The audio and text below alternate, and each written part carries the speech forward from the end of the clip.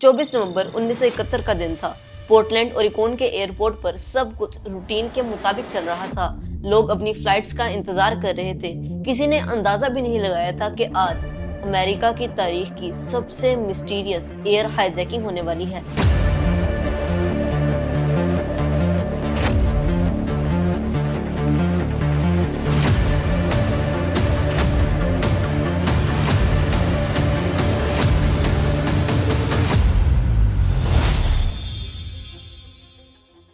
दोपहर 2 बजे के करीब एक मिडिल एज्ड आदमी ब्लैक सूट और ब्लैक ग्लासेस के साथ नॉर्थ वेस्ट ओरिएंट की फ्लाइट 305 की तरफ आहिस्ता से चला। उसके हाथ में एक छोटा सा ब्लैक अटैची केस था। चेहरे पे मुस्कुराहट या घबराहट का कोई निशान नहीं था। चाल पुरसुकून थी, जैसे हर चीज उसके कंट्रोल में हो। देखने वालों को वो कोई बिजनेस ट्रैवलर लग रहा था। ये शख्स था डीबी कूपर। फ्लाइट 305 एक बोइंग 727 थी जो पोर्टलैंड से सियाटल जा रही थी। इस फ्लाइट में सिर्फ 36 पैसेंजर्स थे, काफी कम लोग और हर चीज बिल्कुल नॉर्मल थी। जब वो आदमी अपनी सीट 18E पर बैठा, किसी ने ज्यादा तवज्जो नहीं दी। एयर होस्टेस फ्लोरेंस स्कैफनर ने बस रूटीन स्माइल के साथ उसका वेलकम किया। फ्लाइट टेक ऑफ कर चुकी थी। कुछ देर बाद कूपर ने एक छोटा सा फोल्डेड नोट फ्लोरेंस को दिया। पहले तो फ्लोरेंस को लगा कि ये कोई फ्लर्टिंग या कैजुअल मैसेज होगा और उसने नोट को बिना देखे अपने पर्स में डाल लिया। लेकिन कूपर ने आहिस्ता से झुककर कहा, miss you better read that note. Florence ने जब वो नोट खोला, उसके होश उड़ गए। नोट में सिर्फ इतना लिखा था, I have a bomb, sit next to me. उसकी सांसों का ताल्लुक टूट गया। घबराहट छुपाने की कोशिश करते हुए उसने कूपर के पास बैठकर नोट डिटेल में पढ़ा। कूपर ने अटैची केस हल्का सा खोल कर दिखाया। अंदर वायर्स, रेड कलर्ड सिलेंडर्स और बैटरी जैसे कुछ इलेक्ट्रॉनिक कंपोनेंट्स थे। ये तो बात कंफर्म हो गई कि वो एक बॉम्ब ही था। कूपर ने बहुत कामली कहा, I want $200,000 in cash, 4 parachutes and a fuel truck ready at airport। ना चीखना ना धमकाना, बिल्कुल कोल्ड और कैलकुलेटेड टोन में ये डिमांड दी गई, ऐसे जैसे उसे पूरी प्लानिंग का हर स्टेप याद हो।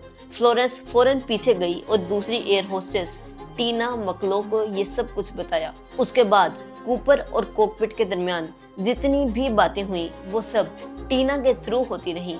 टीना ने कूपर से डिमांड्स ली, उन्हें कॉकपिट में पायलट्स तक पहुंचाया और फिर हर रिस्पॉन्स लाकर वापस कूपर को दिया। जहाज का सफर असल में सिर्फ 30 मिनट का था, लेकिन कूपर की डिमांड्स अरेंज करने में 3.5 घंटे लग गए। इस डिले के दौरान पायलट्स को एयर ट्रैफिक कंट्रोल से ऑर्डर मिला कि प्लेन को कॉन्टिन्यूसली हवा में गोल चक्कर लगवाते रहो ताकि पैसेंजर्स पैनिक ना करें और कूपर की डिमांड्स को पूरा किया जा सके। जब ये सब सिचुएशन कंट्रोल टावर के जरिए नॉर्थ वेस्ट ओरिएंट एयरलाइंस के टॉप मैनेजमेंट तक पहुंची तो एयरलाइन के प्रेसिडेंट डोनाल्ड नायरोब को फौरन इन्फॉर्म किया गया। जब उन्होंने ये सब कुछ सुना कि हाईजैकर ने $2 लाख की रैंसम और 4 पैराशूट्स मांगे हैं, तो उन्होंने बिना टाइम वेस्ट किए क्लियर ऑर्डर दिया कि हर डिमांड को पूरा किया जाए। उनका कहना था कि पैसेंजर्स की जान बचाना और एयरलाइंस की इज्जत बचाना सबसे पहले है। डीबी कूपर की कुछ डिमांड्स थी, जैसे $2 लाख जो कि $20 के नोट में हो, 4 पैराशूट, 2 मेन और 2 रिजर्व और एक फ्यूल ट्रक ताकि प्लेन रिफ्यूल करके अगले सफर पर जा सके। जब प्लेन लैंड हुआ, पैसेंजर्स को खामोशी से निकाल लिया गया। कोई भी जान नहीं पाया कि फ्लाइट में हो क्या रहा है। रैंसम और पैराशूट्स प्लेन में डिलीवर किए गए। अब फ्लाइट में सिर्फ 4 लोग बचे थे, पायलट, को पायलट, एयर होस्टेस टीना मकलो और डीबी कूपर। जब प्लेन ने दोबारा टेक ऑफ किया, हाईजैकर ने कॉकपिट को प्रिसाइज इंस्ट्रक्शंस दी, जैसे कि प्लेन को 10,000 फीट की लो एल्टीट्यूड पे उड़ाओ, स्पीड सिर्फ 100 नॉट्स यानी 185 किलोमीटर पर और रखो, लैंडिंग गियर डाउन रखो, कैबिन प्रेशर भी डाउन रखो, विंग के फ्लैपरोन को 15 डिग्री पर रखो और प्लेन को मैक्सिको सिटी की तरफ ले जाओ। ये इंस्ट्रक्शन एक आम इंसान नहीं दे सकता था। एविएशन का ये टेक्निकल नॉलेज सिर्फ किसी ट्रेंड शख्स के पास ही हो सकता है। या तो डीबी कूपर कोई मिलिट्री बैकग्राउंड से था या किसी एयर फोर्स या एरोनॉटिकल ट्रेनिंग का हिस्सा। ये बात स्ट्रॉन्गली इंडिकेट करती है कि उस शख्स ने हर चीज डिटेल में प्लान की थी। उस वक्त रात हो चुकी थी, बाहर बहुत तेज बारिश हो रही थी और आंधी और तूफान जैसा मौसम था जब प्लेन नेवाडा की तरफ फ्लाई कर रहा था। स्पेसिफिकली 8:13 पर कॉकपिट में एक सडन प्रेशर शिफ्ट महसूस हुआ। ये प्रेशर चेंज तब होता है जब रियर स्टेयर्स, जो सिर्फ बोइंग 727 में होती हैं, खोली जाती हैं। पायलट ने जब रियर कैबिन एरिया चेक किया तो वहां कोई भी नहीं था। डीबी कूपर हवा में से, अंधेरों में से, तूफानी मौसम में पैराशूट के जरिए जंप कर चुका था। उसने सिर्फ रैंसम लिया, पैराशूट पहना और प्लेन के पीछे से रियर स्टेयर्स से जमीन की तरफ जंप लगा दी। वो रियर स्टेयर्स ऐसे डिजाइन की गई होती हैं कि एक शख्स आसानी से जंप कर सके। आज तक डीबी कूपर का ना रियल नेम कंफर्म हुआ, ना उसका ट्रेस मिला, ना पैसे कभी रिकवर हुए। उसे दुनिया डीबी कूपर के नाम से जानती है, एक ऐसा मिस्ट्री मैन जो प्लेन हाईजैक करके हवा में से गायब हो गया और एफबीआई के रिकॉर्ड में एक ऐसी फाइल छोड़ गया जो कभी भी बंद नहीं हुई। एफबीआई को उसके पास से कोई आईडी नहीं मिली, ना पासपोर्ट, ना एड्रेस, ना फिंगरप्रिंट्स। उसका नाम भी फेक था और पहचान भी। उसकी अपीयरेंस के बारे में सिर्फ फ्लाइट क्रू का ये स्टेटमेंट था कि उसकी उम्र 40 से 45 साल की थी। उसकी हाइट 5 फुट 10 इंच थी। उसकी स्किन का टोन लाइट टू मीडियम था। उसके बाल डार्क ब्राउन थे और उसने dark suit, black tie, white shirt और ब्लैक सनग्लासेस पहने हुए थे। जो सबसे अजीब बात थी कि वो एकदम पोलाइट और काम टोन में बात कर रहा था। हाईजैक करने के बावजूद भी उसने कभी पैनिक नहीं किया। क्रू के साथ तमीज से बात की और वो पूरे सफर में सिगरेट पीता रहा। इसके बाद प्लेन को रेनो में इमरजेंसी लैंड करवाया जाता है। एफबीआई पहले से तैयार थी। इन्वेस्टिगेशन फौरन शुरू होती है। एफबीआई फोरेंसिक टीम ने प्लेन के अंदर से कुछ चीजें कलेक्ट की, जैसे कि कूपर की पी हुई सिगरेट के 8 बट्स, टाई क्लिप, 2 पैराशूट्स, उसके बैठने वाली सीट से कुछ फिंगरप्रिंट्स। लेकिन एक बड़ी प्रॉब्लम ये थी कि डीएनए मैच उस वक्त के टूल से मुश्किल था। फिंगरप्रिंट्स के कोई कंफर्म्ड मैच नहीं मिले। सिगरेट बट्स भी लेटर लूज हो गए और वो एविडेंस भी खत्म हो गया।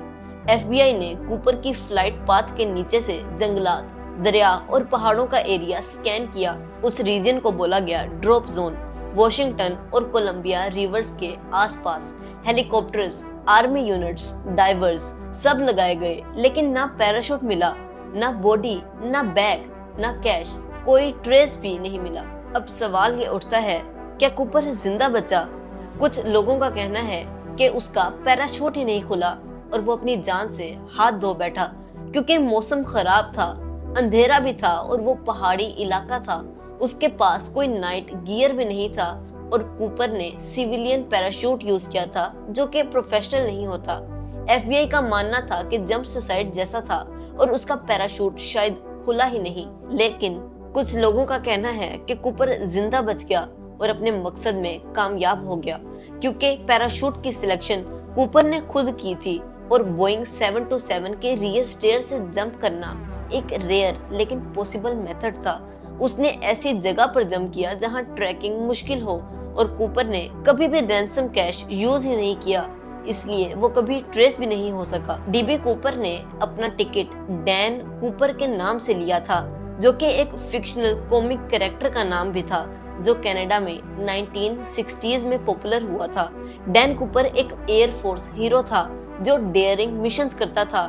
शायद हाईजैकर ने वहीं से नाम इंटेंशनली यूज किया हो, लेकिन जब रिपोर्टर ने एफबीआई सोर्सेज से नाम सुना तो उसने गलती से डैन कूपर की जगह डीबी कूपर बोल दिया और बस उसी दिन से डैन कूपर का नाम डीबी कूपर बन गया। एफबीआई ने रैंसम के सारे बिल्स के सीरियल नंबर्स नोट किए हुए थे।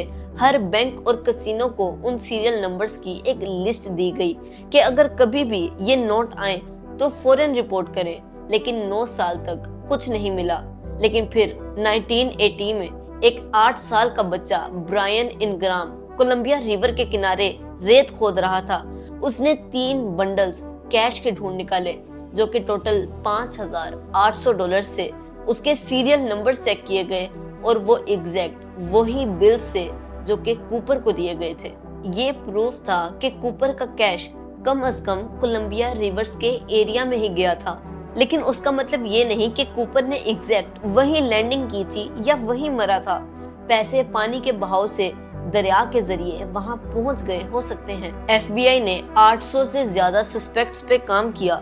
सबसे काबिले जिक्र सस्पेक्ट्स में ये थे रिचर्ड फ्लॉयड मैकॉय, जिसने 5 महीने बाद सिमिलर हाईजैकिंग की थी, पर उसका अपीयरेंस डीबी कूपर से मैच नहीं किया। इसके बाद केनेथ क्रिस्टियनसन एयरफोर्स का वेटरन था। कूपर जैसा दिखने वाला था, लेकिन उसके खिलाफ कोई सॉलिड प्रूफ नहीं मिला। इसके बाद रॉबर्ट रैक्स्ट्रा, जो कि वियतनाम एक्सप्लोजिव एक्सपर्ट थे और फेक आईडीज भी यूज करते थे, लेकिन इसके खिलाफ भी कोई सबूत नहीं मिला। 2016 में FBI ने फाइनली केस क्लोज कर दिया। उनका कहना था We have exhausted all credible leads, लेकिन पब्लिक के लिए केस कभी क्लोज नहीं हुआ।